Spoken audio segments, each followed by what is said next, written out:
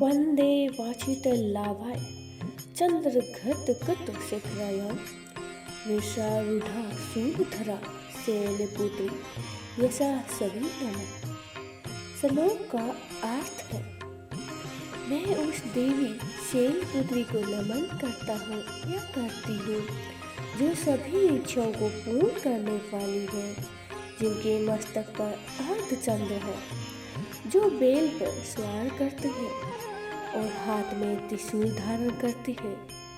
नवरात्रि के पहले दिन माँ शैलपुत्री की पूजा करने से ऐसा कौन सा चमत्कार होता है जो आपके जीवन की सबसे बड़ी बाधा को भी खत्म कर सकता है।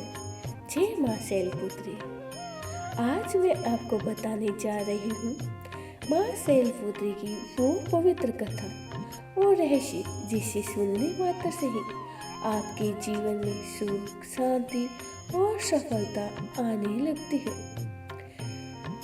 अगर आप ये कथा पूरी श्रद्धा से सुन ली तो माँ शैलपुत्री की कृपा से आपकी हर मनोकामनाएं पूर्ण हो सकती है। चैत्र नवरात्रि के पहले दिन कलश स्थापना के साथ ही माँ शैलपुत्री की पूजा करने का विधान है। आइए जानते हैं माँ शैलपुत्री की संपूर्ण कथा।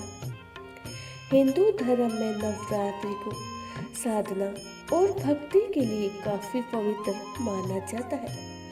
चैत्र मास की शुक्ल पक्ष की प्रतिपदा तिथि के साथ ही चैत्र नवरात्रि आरंभ हो जाती है।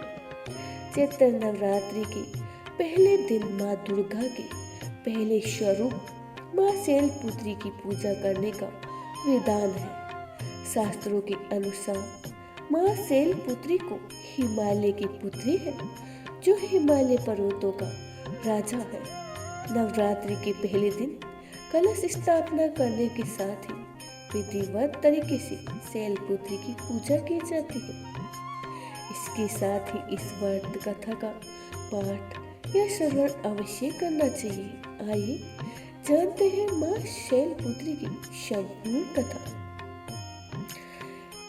माँ शैलपुत्री को माँ पार्वती के नाम से भी जाना जाता है और उनका विवाह पुनः भगवान शिव से ही हुआ है। उनका निवास काशी नगरी वाराणसी में माना जाता है, जहाँ पर उनका एक प्राचीन मंदिर स्थित है। मान्यता है कि वहाँ दर्शन करने मात्र से ही भक्तों की मनोकामनाएं पूर्ण हो जाती है। माँ शैलपुत्री का स्वरूप है। माँ शैलपुत्री अत्यंत ही शांत, सौम्य और करुणामयी है। इनके दाएं हाथ में त्रिशूल है और बाएं हाथ में कमल का पुष्प सुशोभित रहता है, जबकि वे नंदी बेल पुष्प पर आरूढ़ है।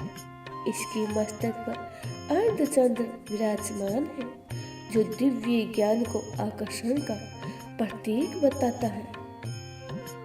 चैत्र नवरात्रि पर घट स्थापना करने के साथ ही इस दिशा में जलाए अखंड ज्योति माँ दुर्गा की कृपा पाने के लिए अपनाए ये नियम। माँ शैलपुत्री की कथा।